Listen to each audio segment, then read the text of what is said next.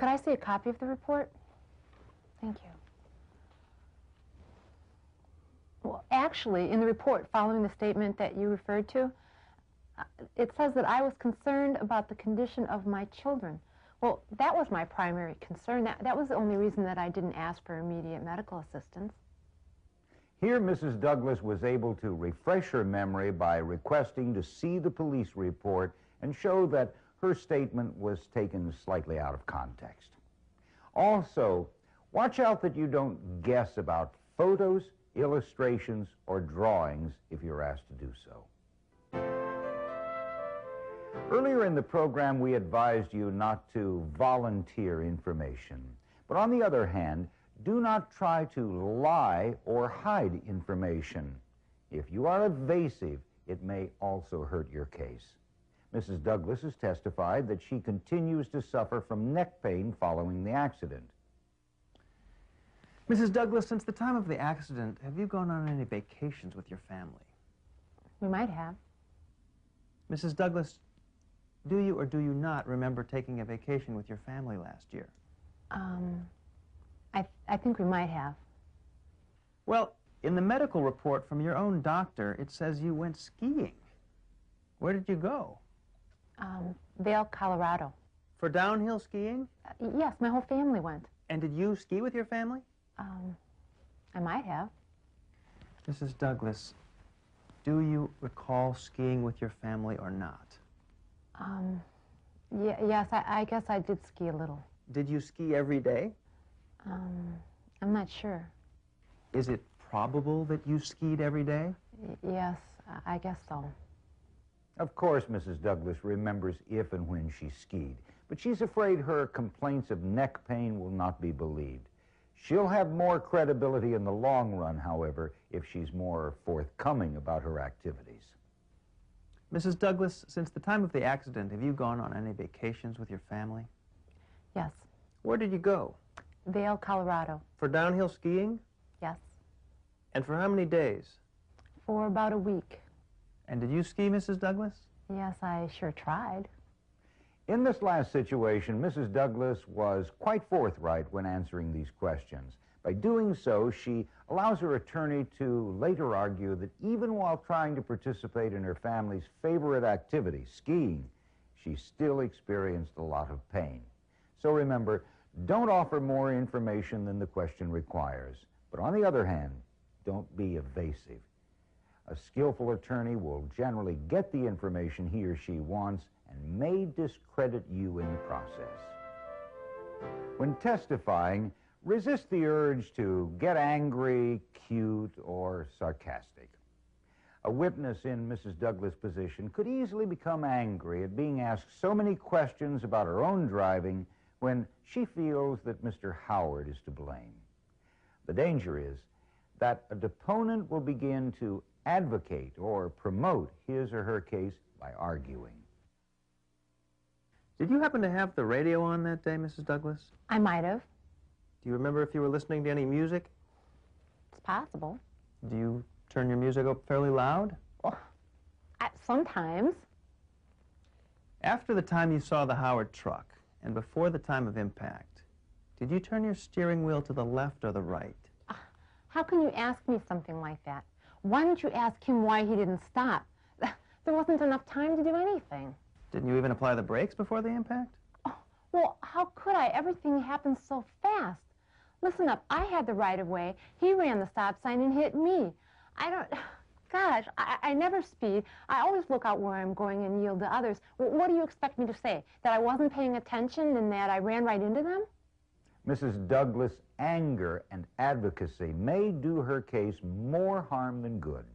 Using phrases like, I never speed, and I always look, might make her testimony a little less believable. Stay cool, even when you feel you've already answered a question or if the question is inappropriate. If questions are repetitive or inappropriate, your attorney will step in with an objection. To demonstrate the importance of being clear about the facts during a deposition, here's an example of how the deposition can be used at trial. After her attorney is finished asking questions, Mr. Howard's attorney will have an opportunity to cross-examine Mrs. Douglas. No more questions, Your Honor. Do you have cross-examination? Yes, Your Honor. Mrs. Douglas, your testimony a minute ago was that you were going about 25 miles per hour as you approached the intersection, correct? Yes. Mrs. Douglas, do you recall about a year ago coming into my office with your attorney to give a deposition in this case? Yes, I do recall that. Your Honor, may I approach the witness with a copy of that deposition? Yes, you may.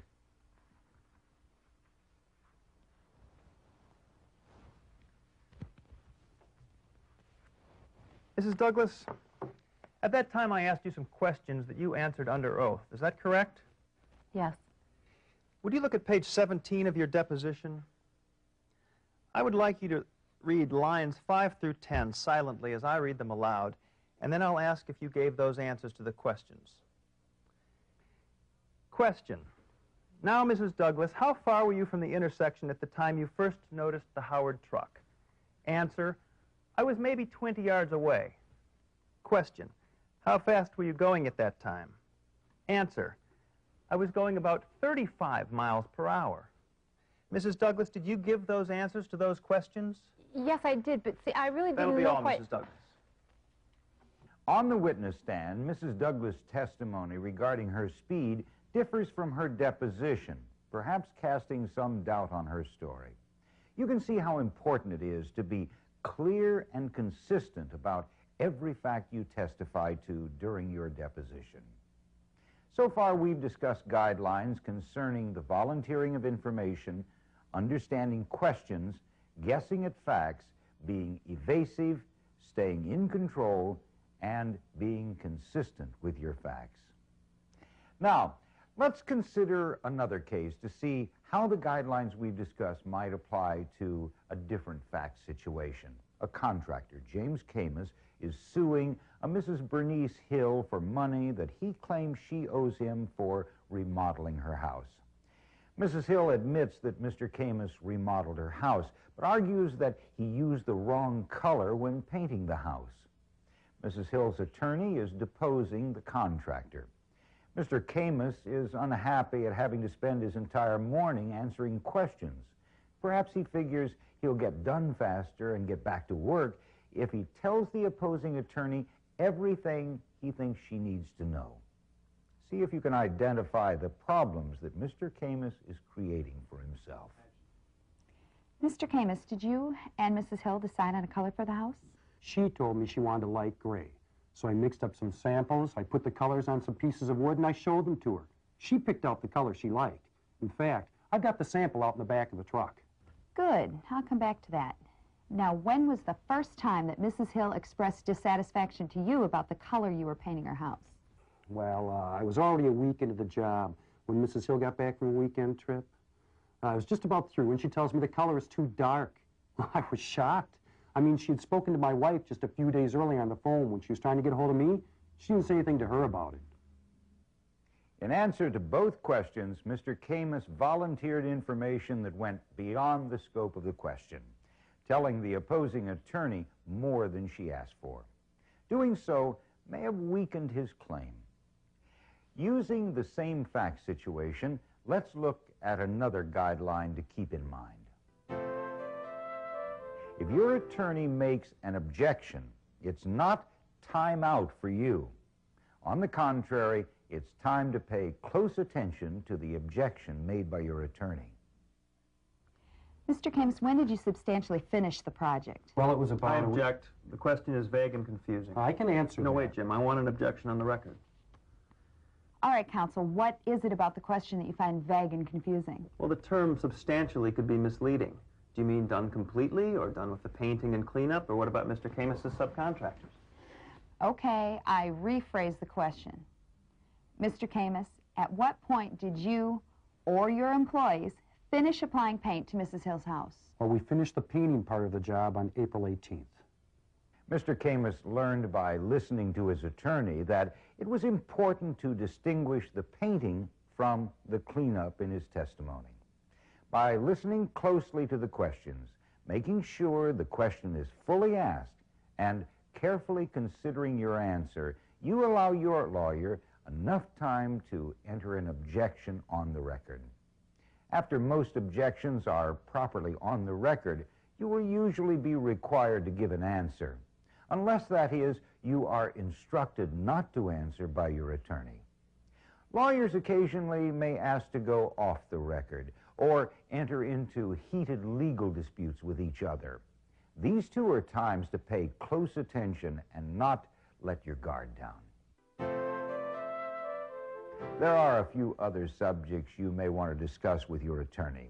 Ask him or her about the opposing attorney's personality and style. Lawyers use a variety of techniques to gather the information they need. If an attorney is friendly and nice, it may be because he or she thinks it will help the client's case. Be polite, but don't get chummy. Stay alert for every question. At the other extreme, an opposing attorney may try to anger you with sarcasm or intimidation. Try to stay calm and stick to the facts. Your own attorney can and will protect you.